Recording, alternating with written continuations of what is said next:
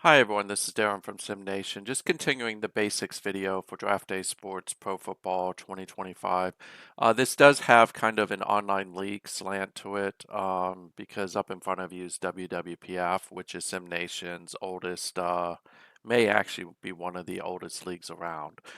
Um, Draft Day Sports Pro Football League, and it started way back when the first version came out, and now we're on 2025.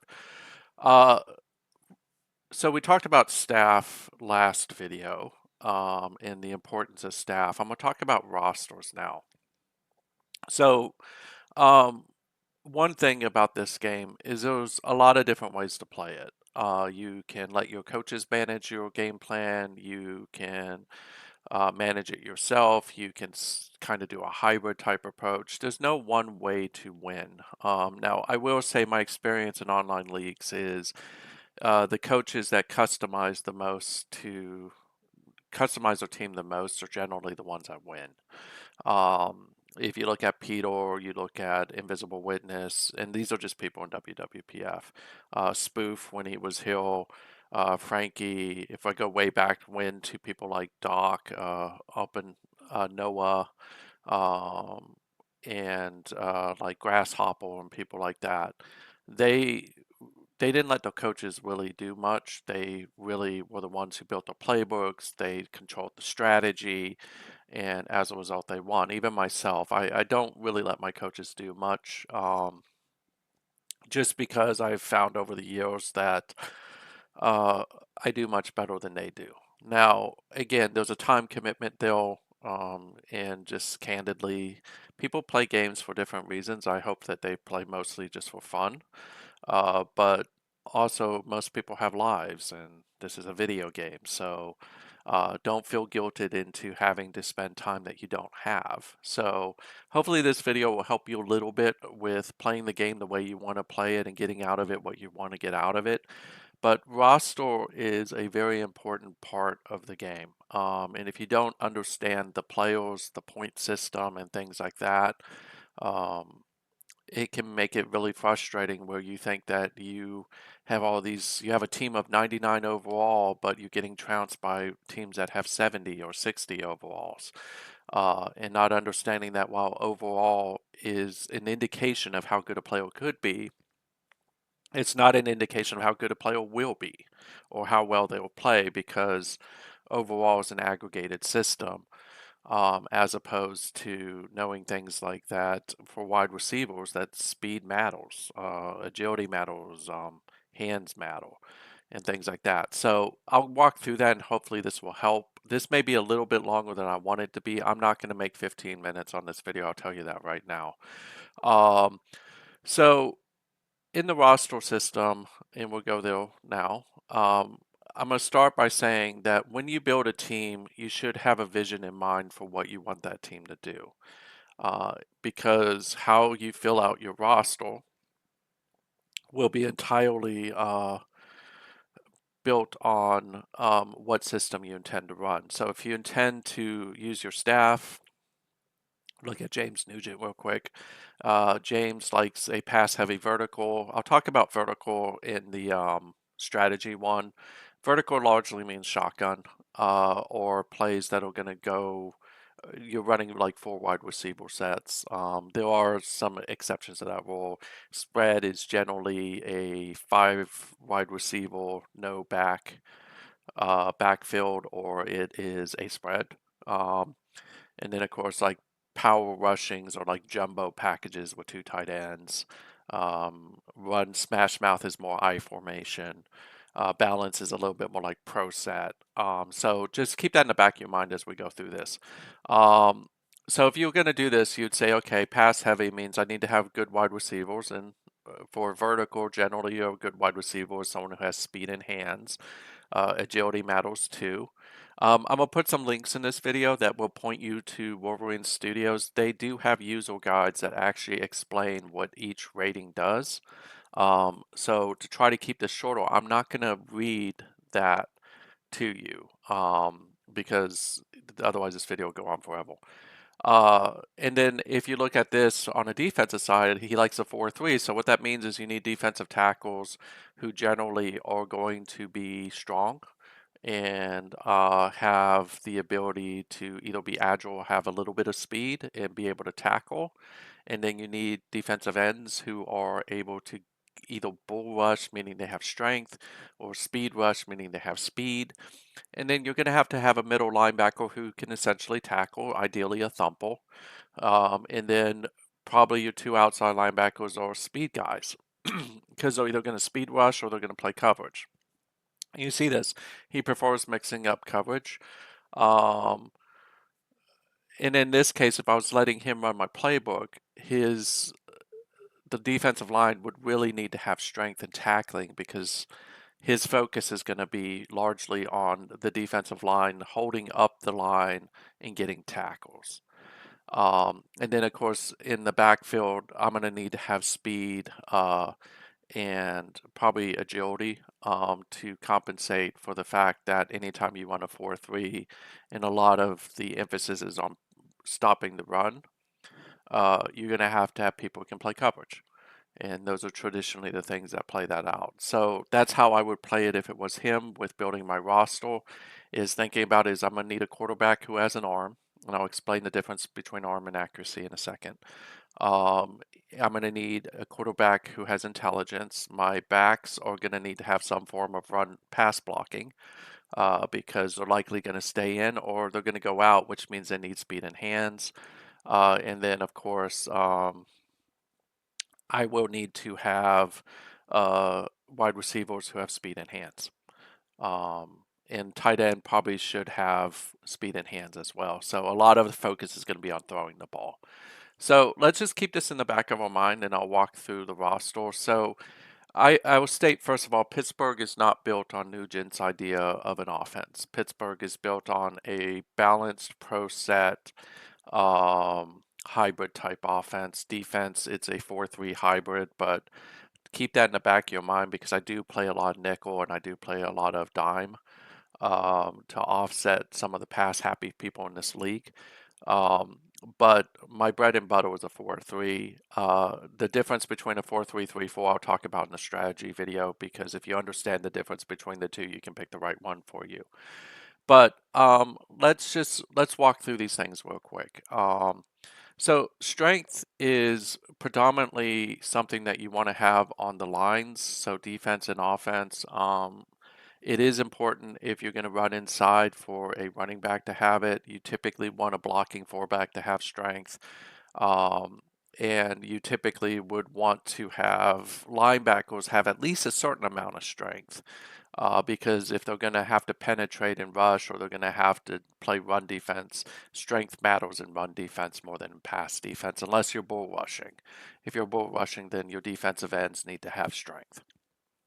So, important influencer, especially on the lines, more so than any other place. And then again, if your running back's going inside, it's important. Agility, so agility, speed, and intelligence are like the three staples for me. These are the most important traits. Agility does a whole bunch of different things. It can influence your ability to catch the ball. It can influence the ability for you to be effective in a short passing game. So if you're playing a short passing game, agility matters because essentially is your ability to make cuts. It can also make people miss. It's on the defensive side, it's the ability to have a monster first step and be able to get around an offensive lineman. It's the ability to change direction very fast if you're a linebacker or a cornerback. So agility to me, it's speed, intelligence, agility in that order. But agility is very important regardless. Agility also helps you catch the ball if you're a cornerback or wide receiver, running back in the passing game, and tight end in the passing game. That will help you catch the ball as well.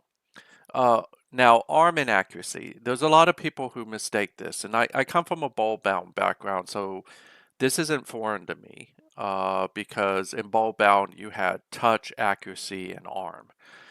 Touch was entirely about short passing. Accuracy was for medium passing. Arm was for long passing. So if you were going to throw short passing games, you needed to get quarterbacks who had really good touch. So think of arm if you're from a ball bound background. Well, this is medium to long passing. If you're going to throw the ball long, you need a guy who has arm. Arm influences the ability to complete the pass as well as, of course, the wide receiver's hands and all that. But it also influences how often uh, you throw interceptions if you're throwing long. So if you are throwing long and you have a guy who has like a 70 arm, you're probably noticing he's throwing a lot of incompletions unless you have like godlike wide receivers. Or he's throwing a lot of interceptions, and part of that is related to that.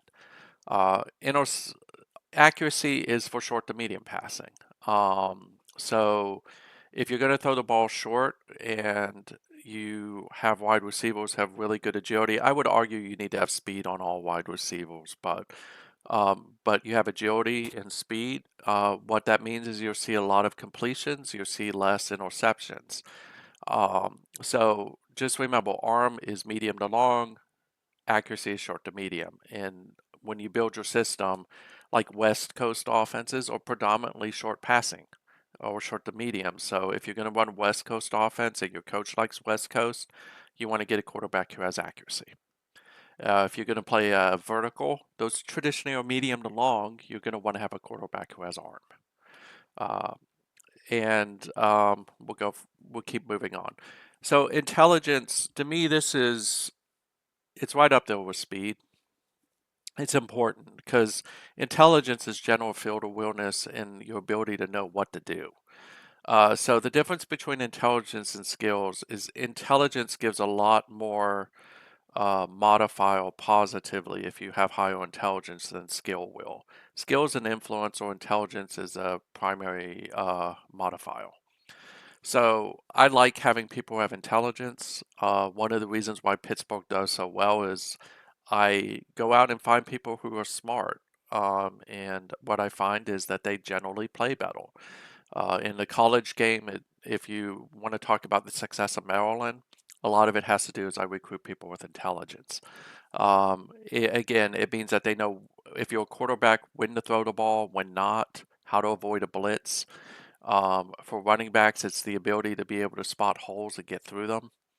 For wide receivers, it's knowing where to be on the field. And then on defense, of course, generally with the offensive line, you want people who have intelligence because they can spot and get positive modifications when people are rushing because the higher the intelligence, the more awareness they have about what's going to happen. On defense, intelligence allows you to adjust. If you have players who have high intelligence, when they think the play is a run play because that's what's been called, but it turns out to be a pass play, generally they're going to be able to make modifications inside the game or get positive points so that way you just don't get run over, essentially. Linebackers, I think it's pretty important to have intelligence. Free safeties, generally, I like them having intelligence. I don't mind if my cornerbacks are dumb as a brick. Mostly just because I care more about speed and I care more about hands and agility than I do about intelligence. But for linebackers and free safeties, generally I want them to have high degrees of intelligence, strong safety too, because the roles that are generally going to have to adjust to what's happening on the field, whereas defensive linemen and cornerbacks are not going to have to really adjust because they have specific roles. So hopefully that makes sense.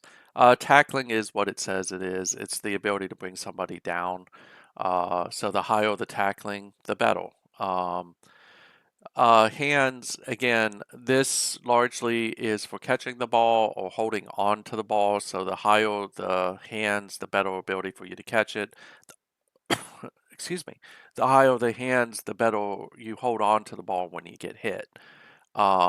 If you're noticing that you're a great star running back who has 90 speed and all these great things is fumbling the ball a lot, he probably doesn't have good hands. Agility also plays into this, by the way. Now, one thing for defensive linemen and offensive linemen, hands does matter.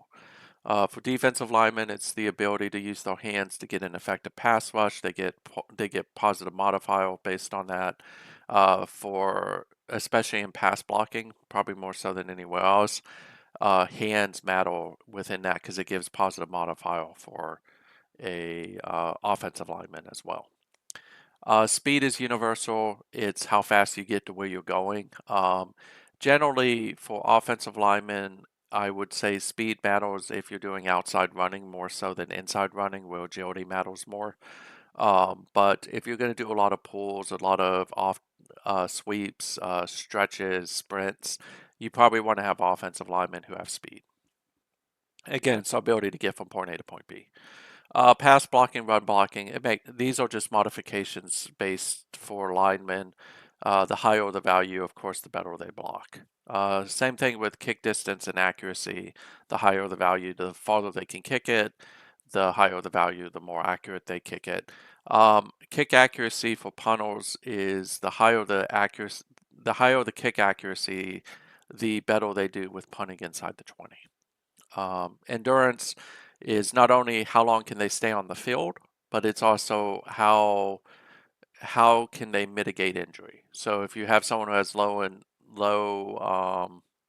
endurance like Caban Hill, who doesn't really ever see the field, I think he's always on my practice squad actually. Um, One part of the problem is he's injury prone, and he has been injury prone. But also, he's going to come off the field fast, or especially when we talk about strategy with rotation, because he just doesn't have endurance. Generally, you do want running backs and wide receivers to have great endurance. Same with linebackers and the defensive backfield.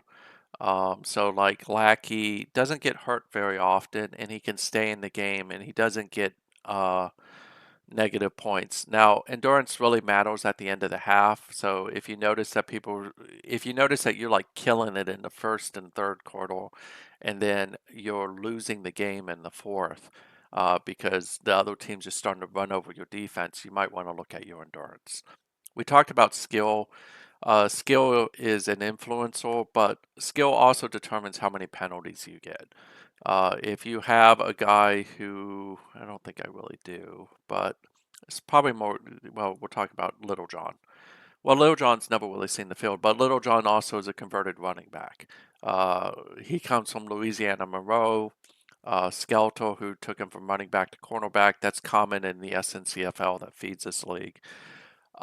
He's going to get he's going to be out of position, probably more so than someone who has a higher skill. Two, he's going to get stupid penalties because of it. And then if you're on the offensive line, there'll be things like missed blocks. If you're defense, it's missed tackles, or it's just you're out of position. So the lower the skill, the more likely you're going to be out of position, get penalties, and those type of things. And again, I'll put the links for this in there. So one of the things I do like about the new version, and I'll just show you this. So well, let's just finish this because this doesn't show. So leadership is what it says. This influences morale mostly and the ability to do well in games. Work ethic is the ability to develop and train a lower work ethic. Like we talked about with staff, you're going to need someone who has discipline to offset that. But work ethic generally is how well do they develop. Competitiveness, again, this is how well they will act in the final moments of a game and really are they going to step up or not, as well as morale. Team play is really more about morale. Sportsmanship is penalty based, and also morale. Disposition is morale and penalties as well. And of course, morale is what morale says it is. But one of the things I do like about the new version of this game is this. This screen didn't exist before, but I like that I can go here and get different talks about things, especially if I do this.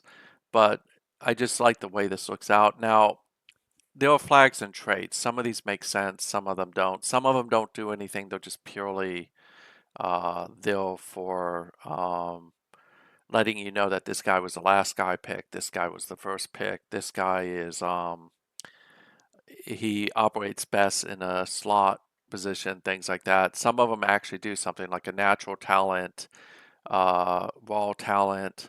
Those are guys who are going to develop faster than others. I forget what the one is workout fanatic.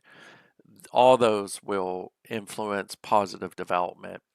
Clutch normally means that in the final moments of the game, this guy's just going to shine. So a clutch quarterback will almost always do better in the final, like, quarter or 2 minutes of the game than a person who's not. Gunslingers means that they can throw farther. Tenacious blocker means that they are generally going to be a better blocker. They get positive points for that. So I'll put in the video the links to what the explanation is and go from there. The other thing with this is one of the things, and we're not in the regular season, is they've done a lot where they've actually made the analysis screen look better. When we get to the season, you can actually start to see where people are making tackles, where they're missing tackles, and things like that. So, I'm trying to think. The other thing is probably in WWPF, this is less of a thing because we only allow you to move people from offensive positions to offensive positions. We don't let you cross over to defense. Generally, what you'd want to say is that, like, if I needed speed at wide receiver, in our league, I would only be able to move someone who's on the offense. Well, generally, what I'm going to look for with this is who's got competitiveness, who's got good work ethic. It's not like coaches where we have flexibility. And ideally, I'd like to find someone who has more than a one. If you're going to move people, you need to move them before training camp. Because in training camp, you're going to, in theory, get the best lift. Generally, it's better to move younger players than older players unless they already have an established um, trade. Like if we go find, where's Little John? We'll just pick on Little John today. Um, like if I wanted to make Little John a running back, I could because he's actually a better running back than he is a cornerback. It's just if I was going to move him, I'd move him right before training camp. He's 23. I could actually make that move. He's got decent stats for running back, not the stats I like though. One, he doesn't have good intelligence, but he also doesn't have the speed I normally like in my running backs. But I could move him, and this guy would do well because his work ethic is off the chart. And that may be something I think about. If I wanted to move a wide receiver over to a running back, I would be looking for the same thing. I'd want to find somebody who has the right skill sets to do that. The other thing is I would say don't ever click auto roster. I understand why they have it, but it's a bad idea. Most leagues generally have minimums and maximums set. It's always a good idea to follow those. I'm a commish, so I will say that just because it drives me crazy when people don't.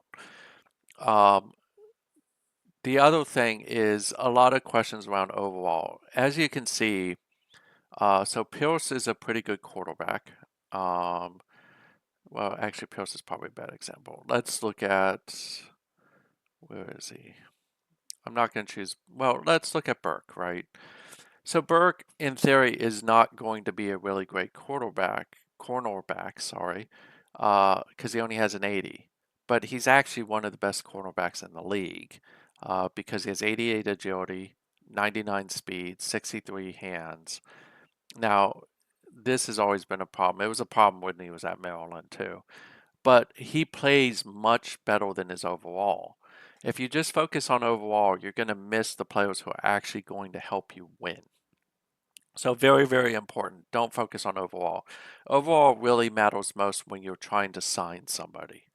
Now, I know I'm just kind of uh, crossing the religious line, right?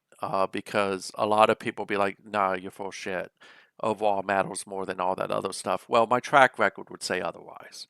Um, and I would say the track record of people like Peter or the track record of people like Doc says otherwise. Overall is just not an important thing other than understanding how much you're going to pay for someone. Because he's 80, I know I'm going to pay a certain amount of money for him. If you can find players have lower overall, but they are really, really good, you're going to pay less for them. So it also helps. And this is one of the mantras I have with the Steelers is when I'm looking for people, I'm trying to find people who have low overalls but great stats. So again, as a quarterback, speed matters, hands matter, agility matters, intelligence does too. And those are the key indicators. Now I do want endurance, but um, if all these are right and it gives me like well, he retired, so I can't show you him now. But like Lewis plays fairly well as well because he's got a 72. I don't have to pay much for him. Uh, and as a result, I'm able to get a really good player. So again, if you need to map the players to the system, you need to understand what the system is and then understand how it's relevant. So if you're playing a West Coast offense, agility matters, speed always matters, but it's really agility, int, if it's quarterback accuracy and hands. If you're playing a vertical, it's really speed, hands. If it's a quarterback, arm. If you're playing a power game, it's really going to be strength, agility, hands. Quarterback, a lot of powers actually throw long. Uh, so you may want a quarterback who has arm. Um, on defense, you traditionally are going to want defensive linemen who are fast, so speed matters.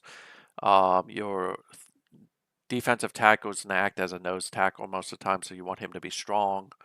And then your linebackers need to be varied where you have at least one who's a thumper who can make tackles, but the rest are predominantly going to play coverage.